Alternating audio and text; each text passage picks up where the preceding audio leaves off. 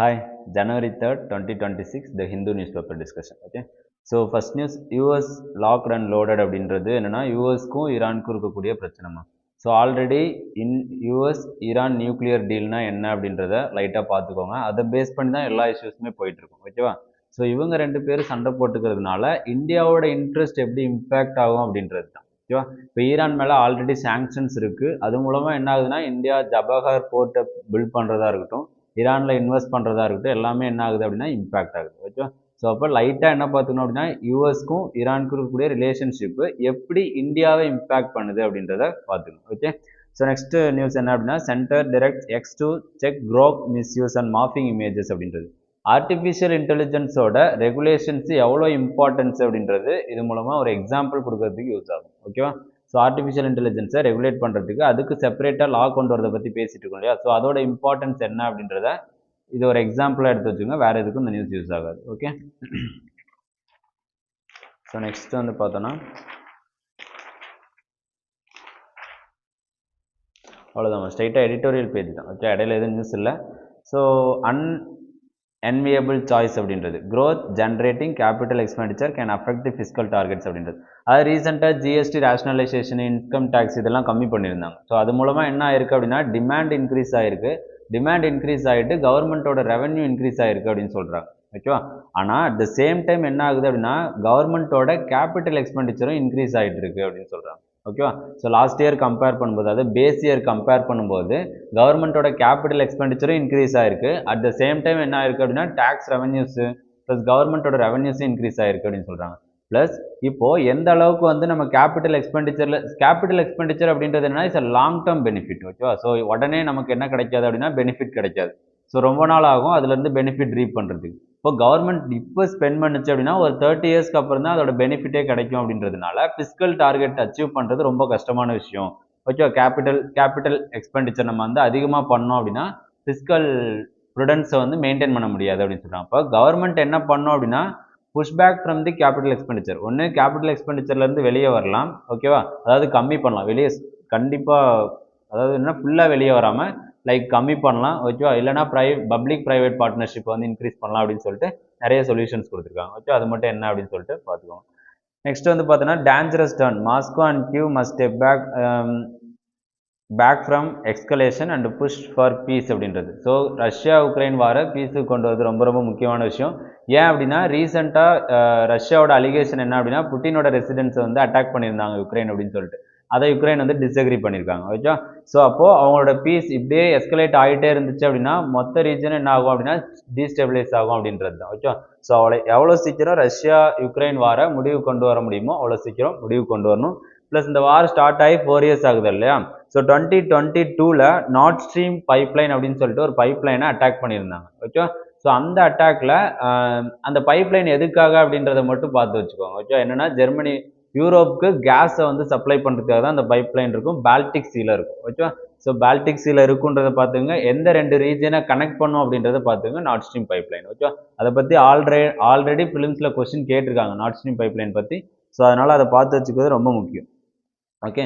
So இப்போ Russia உக்ரைனை எப்படி வந்து பீஸ் கொண்டு வரலாம் அப்படின்றதுக்கு ஆல்ரெடி ட்ரம்ப் வந்து 28 பாயிண்ட் பிளான் வந்து சொன்னார். ஓகேவா? ஸோ அதை வந்து யுக்ரைன் வந்து 20 பாயிண்ட்ஸுக்கு மட்டும்தான் அக்செப்ட் பண்ணிக்கிட்டாங்க. ஆனால் யுக்ரைன் 20 பாயிண்ட்ஸ் மட்டும்தான் அக்செப்ட் பண்ணதுனால ரஷ்யா ஒத்துக்கல. ஓகேவா? ஸோ அதனால் இன்னும் கிளாஷஸ் போயிட்டுருக்கு. ஸோ இதில் என்ன பேசியிருக்காங்க அப்படின்னா டீஎஸ்கலேட் பண்ணுறது கண்டிப்பாக முக்கியம், டிலே பண்ணக்கூடாது, பீஸை வந்து ரீஇன்ஃபோர்ஸ் பண்ணணும் அப்படின்னு சொல்லிட்டு பேசியிருக்காங்க. ஓகே. ஸோ நெக்ஸ்ட் எடிட்டோரியல் என்ன அப்படின்னா transforming a waste ton urban India அப்படின்றது. ஸோ கோப் 30 இப்போ நடந்துச்சு இல்லையா? யுஎன்எஃப்சிசியோட கோப் 30 பீலமில் நடந்துச்சு. ஸோ அதில் மெயின் சென்ட்ரல் பாயிண்ட் எதை பேசியிருந்தாங்க அப்படின்னா வேஸ்ட் மேனேஜ்மெண்ட் பற்றி பேசியிருந்தாங்க. வேஸ்ட் மேனேஜ்மெண்ட்டில் ஒரே ஒரு வேர்டு என்னென்னா சர்க்குலேட்டரி மேனேஜ்மெண்ட் அப்படின்றது, அதாவது ரீசைக்கிள் பண்ணுறது. ஸோ அதை பற்றி தான் இந்த ஆர்டிகல் ஃபுல்லாகவே பேசியிருக்காங்கம்மா. ஓகேவா? ஸோ இந்தியாவும் என்ன பேசியிருந்துச்சு அப்படின்னா மிஷன் லைஃப் அப்படின்னு சொல்லிட்டு கோப் 26ல் நம்ம என்ஷோர் பண்ணியிருந்தோம்.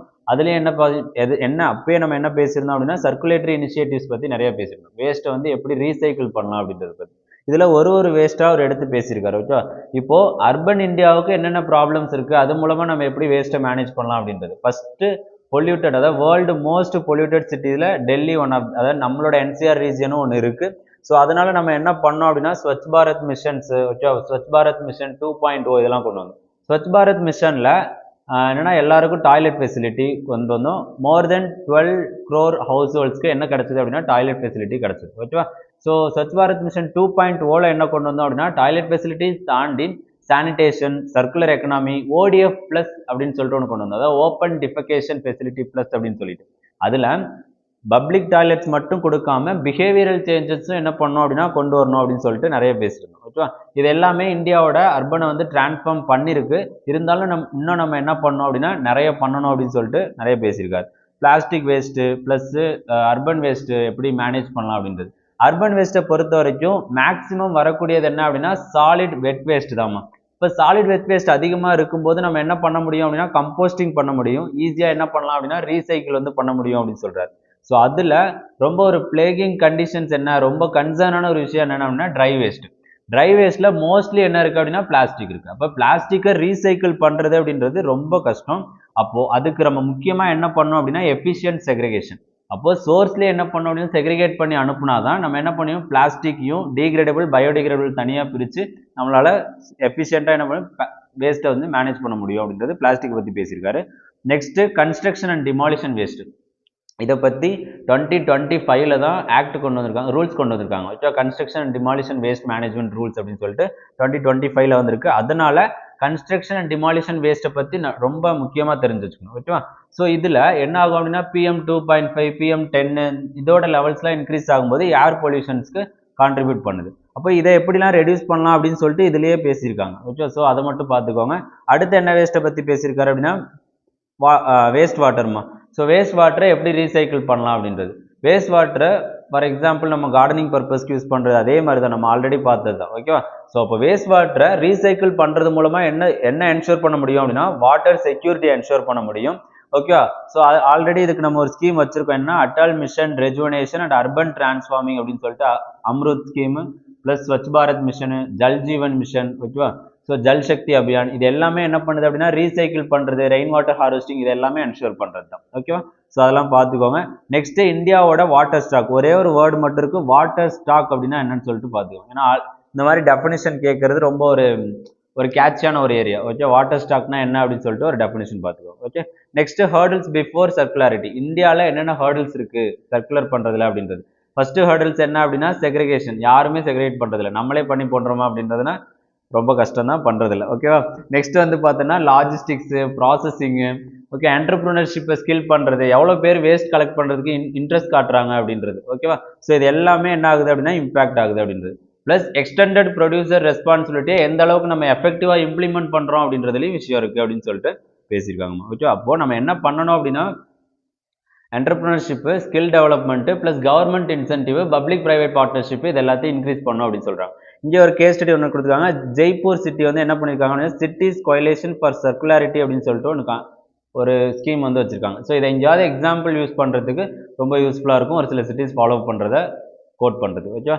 ஸோ இந்த எடிட்டோரியல் ஃபுல்லாக படிச்சுக்கோங்க. வேஸ்ட் மேனேஜ்மெண்ட் அப்படின்னு மொத்தமாக இருந்துச்சுன்னா இதில் இருக்கிற பாயிண்ட்ஸ் வச்சு மேனேஜ் பண்ணிடலாம்.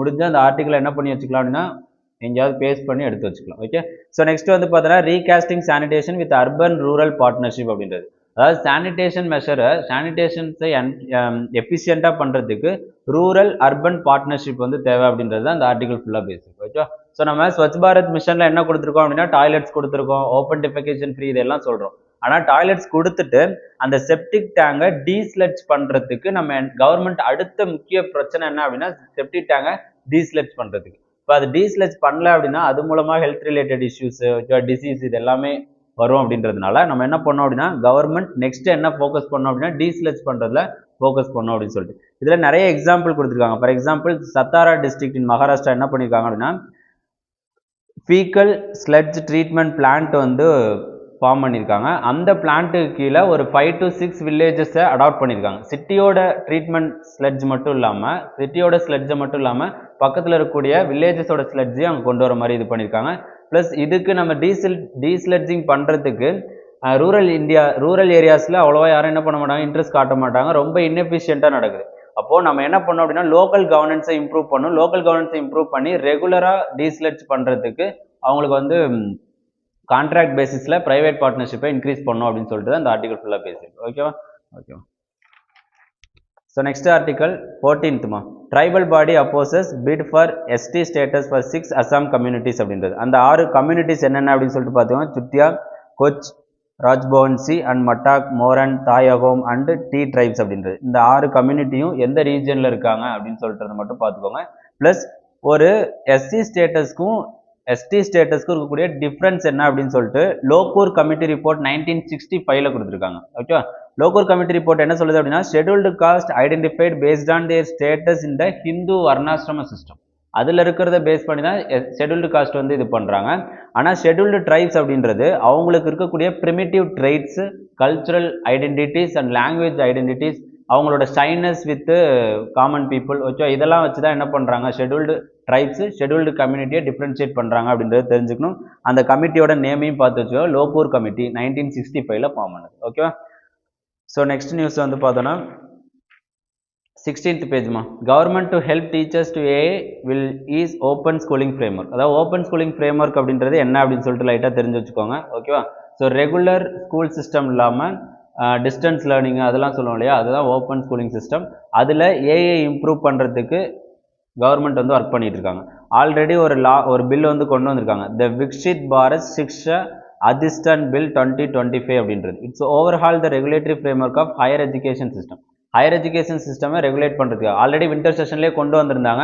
அந்த பில் அதிகமாக அப்போசிஷன் இருந்ததுனால இப்போ எங்கே இருக்குது அப்படின்னா joint committee of the parliament அந்த ஸ்க்ரூட்டினியில் வந்து இருக்குது. ஓகே, மேபி என்னென்னா பட்ஜெட் செஷனில் இம்ப்ளிமெண்ட் ஆகிறதுக்கு வாய்ப்பு இருக்குது. ஓகே, இந்த ஒரு பில் இருக்குது, இந்த பில் எது ரிலேட்டட்னு பார்த்து வச்சுக்கோங்க. ப்ளஸ் இதில் வந்து ஏஐ இன்க்ளூட் பண்ணியிருக்காங்க அப்படின்றது தெரிஞ்சு வச்சுக்கோங்க. ஓகே, அவ்வளோதான். இது இன்னும் ஃபர்தராக வரும்போது நம்ம டீட்டெயில்டாக பார்த்துக்கலாம். ஓகே,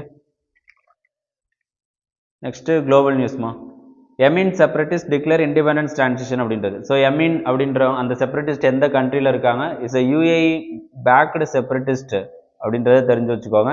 ஓகே, ஆல்ரெடி நமக்கு ஹவுதீஸு, ஓகே, லெபானானில் இருக்கக்கூடிய ஹஸ்பல்லா ப்ளஸ் காசாவில் ஹமாஸ், இது எல்லாமே நமக்கு தெரியும். ஸோ அது எந்த ரீஜனில் எந்த செப்பரேட்டிஸ்ட் வந்து ஒர்க் ஆகிட்டு இருக்காங்க அப்படின்றத மட்டும் தெரிஞ்சு வச்சுக்கோங்க. ஓகே, ஸோ அவ்வளோதான். நெக்ஸ்ட்டு ஸ்போர்ட்ஸ் நியூஸில் எதுவும் பெருசாக இல்லை, அவ்வளோதான். ஸோ இன்னைக்கு டிஸ்கஸ் பண்ண ஆர்டிக்கல் ரிலேட்டடாக ஐகெட் ஐஏஎஸ் அகாடமி டெலிகிராம் சேனலில் குவிசஸ் ரன் ஆகும். அட்டன் பண்ணுங்கள், ஆக்டிவ் ரீகாலிங்க்கு ஹெல்ப் பண்ணும். Okay, thank you.